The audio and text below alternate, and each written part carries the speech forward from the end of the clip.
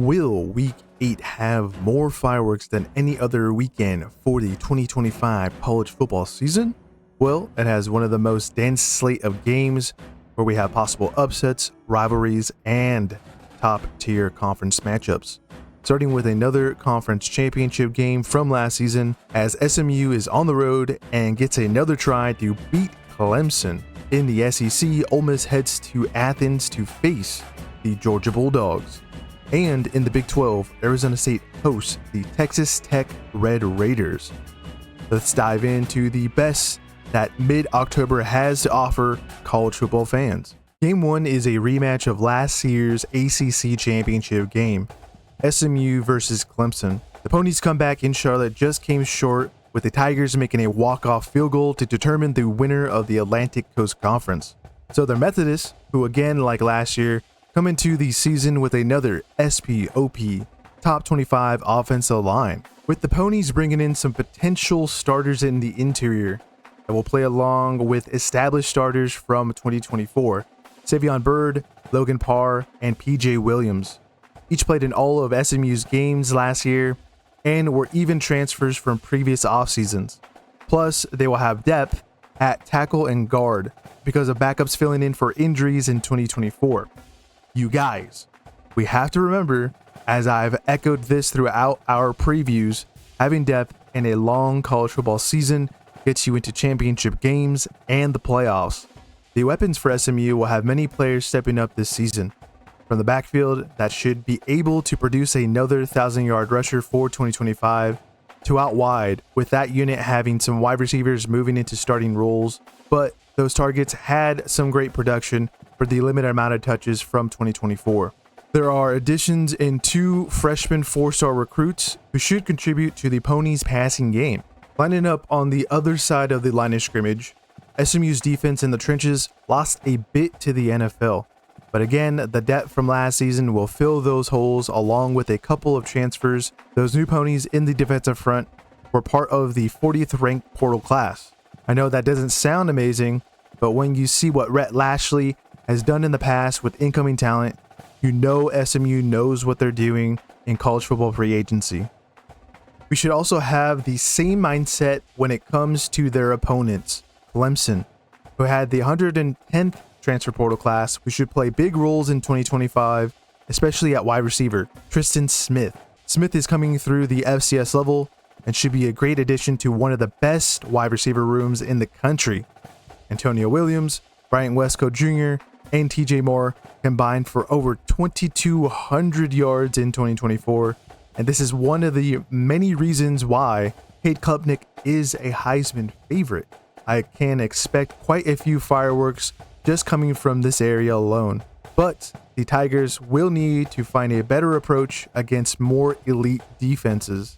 So, SMU needs to protect the ball, because this simple note can be the difference between a winning and losing close games. And fingers crossed that this bout can deliver another banger that has a walk-off element to end this one in South Carolina.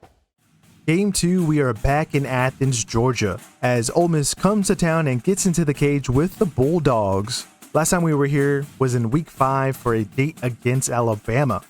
For Week 8, the Rebels have a chance to do something not done since 1996, beating Georgia in Athens and getting 2 in a row over the Bulldogs. Do y'all remember when Tommy Tuberville was the head coach of Ole Miss? Anyways, this matchup in years past is a bit weird. Last season, Ole Miss won, but only gained 45 more yards than their previous one in 2023. So what does that all mean? Defense, defense, defense.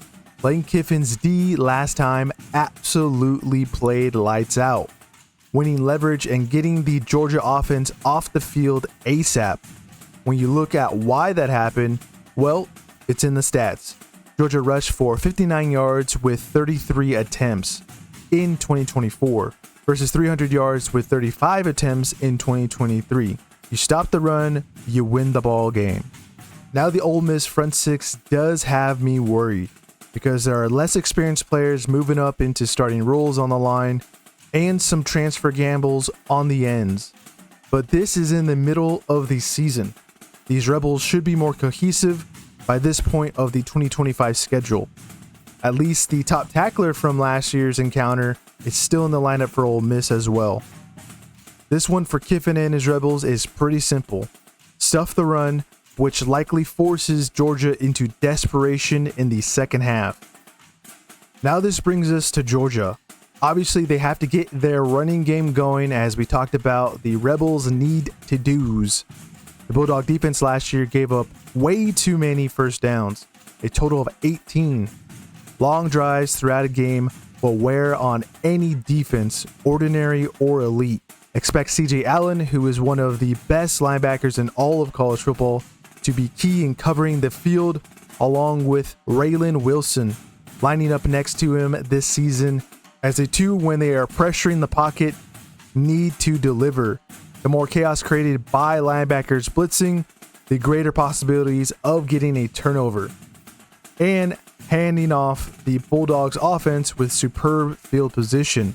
Plus, the Rebels will have a less experienced offense. Slide in note, I think field goals won't come so easy for Ole Miss, as Caden Davis is gone to the NFL. We'll see if the Rebels were able to replace his big leg. So, Georgia has to get the ball rolling on the ground and get efficient pressure in the pocket, while Ole Miss has to fill the holes the Bulldog ball carriers come through. Sacrifices will be made, because this contest's results will have an impact on who is going to the college football playoff and who will be watching it at home.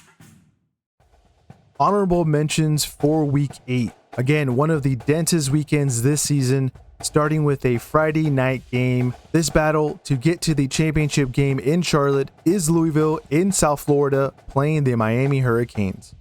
Penn State is on the road to get tested by Iowa. The Nittany Lions haven't won this game in Iowa City since 2019. UNLV has its toughest game on their schedule, a date on the beautiful blue turf of Idaho against the Mountain West favorites Boise State. USC makes their every other year trip to South Bend, Indiana, maybe for the last time, to fight over the jeweled shillelagh with Notre Dame. It's also the third Saturday in October, which means the Vols and Tide collide in Tuscaloosa. Who will smoke their celebrational cigars, Tennessee or Alabama? And the last game is one of my favorite rivalries, the Holy War. Utah clashes with BYU in Provo. Will the state be red or blue? The final game we are going to get into for Week 8 is in the Big 12. Texas Tech at Arizona State. Some more favorites in the conference to discuss.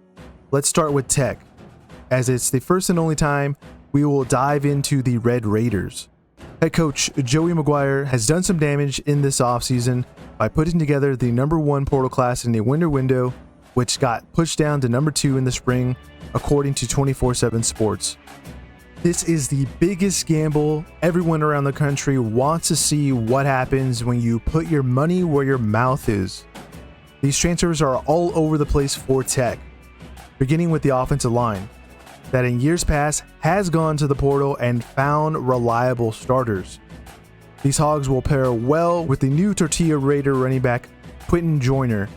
Coming from Southern Cal, Joyner will be expected to fill Taj Brooks' shoes and stats. It will be difficult, but this unit on offense will be well equipped to get to those 2024 numbers. Also coming to Lubbock from the portal, a wide receiver from Miami of Ohio, Reggie Virgil. Virgil will be a great addition to a very loaded wide receiver room. Another player from the portal that left but is already back, Micah Hudson, the new normal of college football free agency there. Tech also added a target at tight end from UL Lafayette. Yeah, I still call them that. Terrence Carter Jr. comes in to join the plethora of weapons wearing the scarlet and black this year. The glue that will hold this offense together, Baron Morton, back for another season, and is actually my sleeper pick for the Heisman. So much talent for him to hit 4,000 plus yards through the air. But wait, there's more. On the Red Raider defense, who have a ton of transfers filling the holes of starting spots on the depth chart, will be the real bet.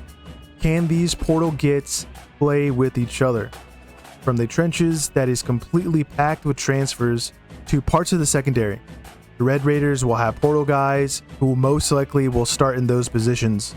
I think the section of the defense that will make this transfer gamble work is Tech's 4 starters that return. At linebacker, Ben Roberts and Jacob Rodriguez. The pair were the 2 top tacklers in 2024, and a couple of DBs, Chapman Lewis and Marion Horn. These 4 will lead this defense for 2025 and has to get the new arrivals up to speed for some possible extra football in the postseason. Phew! That was a lot, but very necessary to dive into, as the Tortilla Raiders with this portal class has propelled them to favorites and compared to in years past would have been a rebuild year in Lubbock. Now this is a year with high and hopeful expectations to deliver some success. Now we get to the reigning Big 12 champions and home team, Arizona State. The Sun Devils in 2024 did an excellent job in defending their home turf. The crowd and motivations in keeping the current home winning streak is going to be a factor. But what really needs to get done to stopping the visitors is what I said last year about Tech and its offense. They're going to want to get off to a hot start and score as much as they can early and coast off of those first half points to force turnovers and mistakes in the second half. If Dillingham solves this problem of slowing down Tech's offense, the Sun Devils' probability of winning is more of a guarantee. How they do that? Well, is playing discipline on defense and keeping the flags off the field. 4 penalties were given up in last year's encounter, with 3 of them leading to 13 points, and the other was a 12-play drive. Time and effort wasted for Arizona State because 23-17 is a result that gets you a conference road win. But maybe this was also a game with a lesson for Dillingham's squad that turned it around and steered them to the Big 12 championship game. So, can Tech get their lineups in sync for this mid-season game and raid Tempe for a big conference road win? And will Arizona State play clean enough not to let the visitors spoil their home winning streak? Okay, we'll see you guys again for some more week-by-week previews for the 2025 college football season. And bye-bye for now from the couch.